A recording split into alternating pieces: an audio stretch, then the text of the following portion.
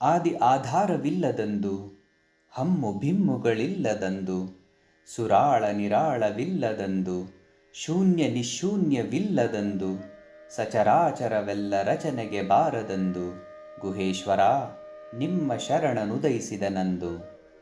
ಇದರ ಭಾವವನ್ನು ತಿಳಿಯೋಣ. ಕಾಲದೊಂದಿಗೆ ಕಾಣಬಂದ ವಿಶ್ವವು ಆದಿ. ಈ ವಿಶ್ವದ ಅಭಿವ್ಯಕ್ತಿಗೆ ಕಾರಣವಾದ ಮಹಾಲಿಂಗವೇ ಆಧಾರ. ಪ್ರಥಮದಲ್ಲಿ ವಿಸ್ಫುರಿಸಿದ ಅಹಂ ಪ್ರಜ್ಞೆಯೇ ಹಮ್ಮು. ಅನಂತರ ಕಾಣಬಂದ ತತ್ವ ವಿಷಯಿಕ ಅಭಿಮಾನವೇ ಬಿಮ್ಮು. ಇಂದ್ರಿಯಗಳಿಗೆ ಸಹಜ ವೇದ್ಯವಾಗುವ ಸಗುಣ ಪ್ರಪಂಚವು ಸುರಾಳ. ಹಾಗೆ ವೇದ್ಯವಾಗದ ಬಹುಸೂಕ್ಷ್ಮ ತತ್ವ ಸಂಕುಳವು ನಿರಾಳ.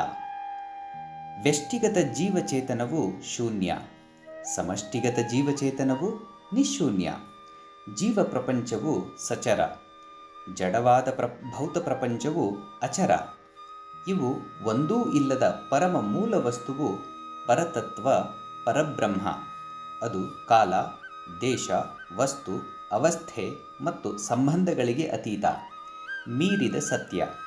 ಅದನ್ನು ನಿಷೇಧ ಶಬ್ದಗಳಿಂದ ಸೂಚಿಸಬಹುದೇ ವಿನ ವಿಧಿ ಶಬ್ದಗಳಿಂದ ವರ್ಣಿಸಲಾಗದು. ಎಂತಲೇ ಶರಣರು ಅದನ್ನು ಪರಮ ಶೂನ್ಯವೆಂದು ಸಂಕೇತಿಸಿದ್ದಾರೆ. ಅಂಥ ಶೂನ್ಯ ತತ್ವದ ಅನಿರ್ವಚನೀಯ ಸಂಕಲ್ಪ ಸ್ಫುರಣೆಯಿಂದ ಮೂಡಿ ನಿಂದುದು ಪರಶಿವ ತತ್ವ. ಅದುವೇ ಶರಣ. ಶರಣ ತತ್ವದ ಪ್ರಚಂಡ ಅಭಿವ್ಯಕ್ತಿಯೇ 36 ತತ್ವಗಳು. ತತ್ವ ಸಂಘಟಿತವಾದ ವಿಶ್ವ ಅಸಂಖ್ಯ ದೇಹಗಳು, ಆ ದೇಹಗಳಲ್ಲಿ ಮಿನುಗಿದ ಜೀವಚೇತನ. ಇಂದು ಆ ಪರಮ ಶೂನ್ಯದಿಂದ ಮೂಡಿಬಂದುದೇ ಜೀವಚೇತನ. ಇದುವೇ ಪಿಂಡಜ್ಞಾನ ಸ್ಥಳ. ಇದರ ಒಳ ಅರ್ಥವನ್ನು ತಿಳಿಯೋಣ. ಆದಿ ಆಧಾರವಿಲ್ಲದಂದು. ಆದಿ ಅಂತ ಹೇಳಿದರೆ ಕಾಲದೊಂದಿಗೆ ಕಾಣಬಂದ ಸೃಷ್ಟಿ ಅಥವಾ ವಿಶ್ವ. ಆಧಾರ ಅಂತ ಹೇಳಿದರೆ ವಿಶ್ವಕ್ಕೆ ಮೂಲ ಕಾರಣವಾದ ಮಹಾಲಿಂಗ. ಈ ಎರಡೂ ಇಲ್ಲದಂದು ಗುಹೇಶ್ವರನಿದ್ದ. ಹಮ್ಮು ಬಿಮ್ಮುಗಳಿಲ್ಲದಂದು. ಹಮ್ಮು ಅಂತ ಹೇಳಿದರೆ ಅಹಂ, ಪರವಸ್ತುವಿನಲ್ಲಿ ಮೊಟ್ಟ ಮೊದಲು ಕಾಣಬಂದ ಅಹಂ ಪ್ರಜ್ಞೆಯ ಮಿಡಿತ. ಬಿಮ್ಮು ಅಂತ ಹೇಳಿದರೆ ವಿಸೃಷ್ಟವಾದ ಸಮಸ್ತ ತತ್ವಗಳ ಬಗೆಗಿನ ಅಭಿಮಾನ. ಹಮ್ಮು ಪರಶಿವ ತತ್ವದಲ್ಲಿ ಮೊಟ್ಟ ಮೊದಲು ಕಾಣಬರುತ್ತದೆ ಸಂಕಲ್ಪ ರೂಪದಲ್ಲಿ. ಅನಂತರ ವಿಶ್ವವು ಸೃಷ್ಟವಾಗುತ್ತದೆ. ಆ ವಿಶ್ವದ ಬಗೆಗೆ ಮಮ ಭಾವನೆಯುಂಟಾಗುತ್ತದೆ.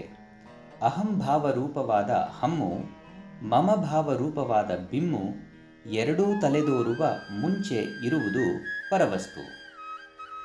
ಸುರಾಳ ನಿರಾಳವಿಲ್ಲದಂದು. ಸುರಾಳ ಅಂತ ಹೇಳಿದರೆ ಸಗುಣ, ಅಂದರೆ ಇಂದ್ರಿಯಗಳಿಗೆ ಸಹಜವಾಗಿಯೇ ವೇದ್ಯವಾಗುವ ಸ್ಥೂಲ ಸೃಷ್ಟಿ. ನಿರಾಳ ಅಂತ ಹೇಳಿದರೆ ಹಾಗೆ ವೇದ್ಯವಾಗದ ಸೂಕ್ಷ್ಮ ಸೃಷ್ಟಿ. ಭೂತಗಳಿಂದಾದ ಭೌತಿಕ ವಿಶ್ವವು ಸ್ಥೂಲ. ಸುರಾಳ. ಪಂಚಸಾಧಾಕ್ಯಗಳು, ಪಂಚಕಲೆಗಳು ಹಾಗೂ ಶಿವತತ್ವ, ಈ 11 ಸೂಕ್ಷ್ಮ ತತ್ವ ಸಂಕುಲ ಇದು ನಿರಾಳ. ಸುರಾಳ ಪ್ರಪಂಚದಲ್ಲಿ ಶಬ್ದಾದಿ ಗುಣಗಳು ವ್ಯಕ್ತವಾಗಿವೆ, ಆದ್ದರಿಂದ ಅದು ಸಗುಣ. ನಿರಾಳ ವಿಶ್ವದಲ್ಲಿ ಈ ಗುಣಗಳು ವ್ಯಕ್ತವಾಗಿಲ್ಲ, ಆದ್ದರಿಂದ ಇದು ನಿರ್ಗುಣ.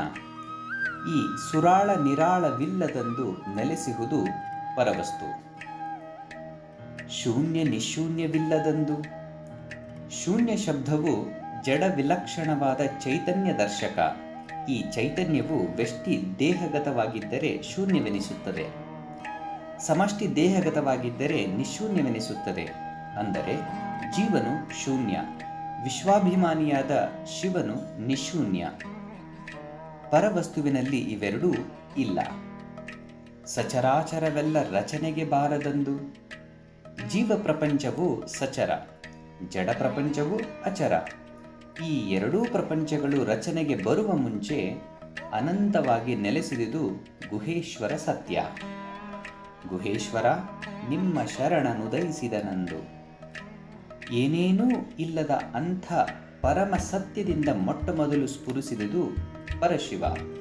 ಆ ಪರಶಿವನಿಗೆ ಶರಣ ಎಂಬ ಭಿನ್ನಾಭಿಧಾನ, ಆ ಶರಣ ಸ್ಫುರಣೆಗೆ ಭಕ್ತನಲ್ಲಿ ಕಾಣಬರುವುದರಿಂದ ಇವನಿಗೂ ಶರಣ ಎಂಬ ಶಬ್ದ. ಒಟ್ಟಿನಲ್ಲಿ ಏನೂ ಇಲ್ಲದ ಪರವಸ್ತುವಿನಿಂದ ಈ ಶರಣನು ಉದಿಸಿದ.